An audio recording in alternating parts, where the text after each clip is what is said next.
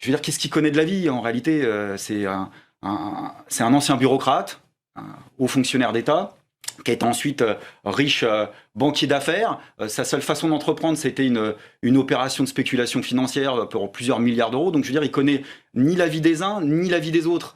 Et il se permet de le faire. Donc, je pense que là, moi, derrière ce type de propos, ce que je décèle, c'est surtout une forme de crise politique extraordinaire. C'est-à-dire que là, on savait qu'Hollande était dans sa bulle, on savait que Valls était dans sa bulle, Macron est dans sa bulle, c'est-à-dire que tout ce pouvoir politique-là est dans une bulle coupée de la réalité et du ressenti de millions de personnes, mais à un moment donné, ça va finir par se voir. Il est tellement prévisible dans son rôle de meilleur ministre de droite d'un gouvernement qui n'est pas ouvertement de gauche, à faire ses provocations qui sont autant de ballons d'essai pour expliquer que lui est sur cette ligne-là et qu'il l'assume.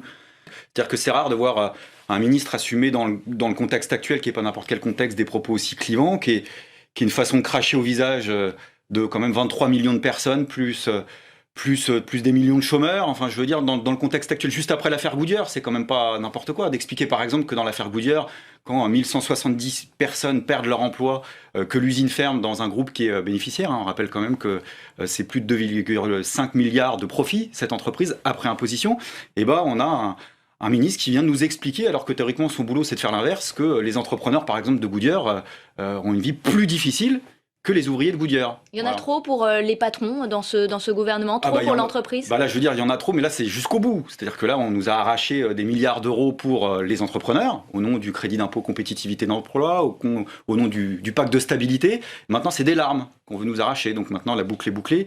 Mais je dirais que au-delà de ça, c'est un peu l'enfant gâté de la cour de l'Élysée, Monsieur Macron. Voilà, à chaque fois, il vient faire sa petite provocation comme ça, et puis ensuite, il se retranche derrière. Vous pouvez être rassuré.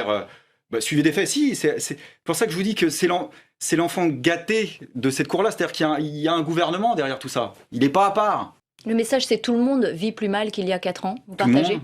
Bah non, pas tout le monde, non, c'est pas vrai. Non, il y a une infime minorité de la population qui se porte très bien, qui est la crise ou qui est pas la crise, qui se porte bien avant C'est à l'impôt. peu près les qui se porte 1% bien. Bah oui, mais des c'est pour ça Français les plus qu'entrepreneur, riches. écoutez, Ça fait quand même peu de monde. c'est une tenue de camouflage extraordinaire. Le mot entrepreneur. Derrière le mot entrepreneur, vous allez mettre à pied d'égalité un riche banquier, un riche spéculateur, un riche PDG d'entreprise qui ferme une entreprise alors qu'elle fait des bénéfices, avec un petit commerçant.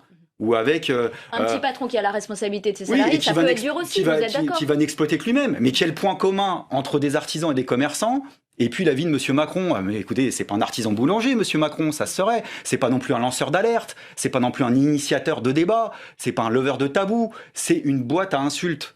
À l'image de ce gouvernement, c'est une boîte à insultes.